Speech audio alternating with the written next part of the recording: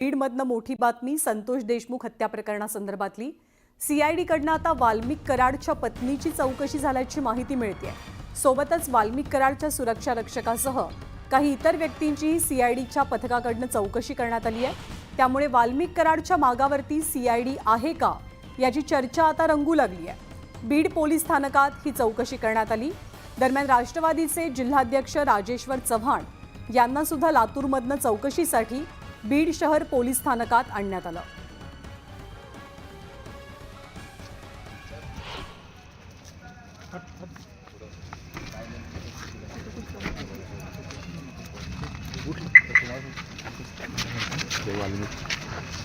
राजेश्वर चव्हाण आणले आता सध्या तुम्ही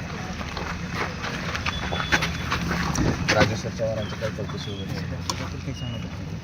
वाल्मिक कराडांच्या पत्नीला सोडलं आता चौकशी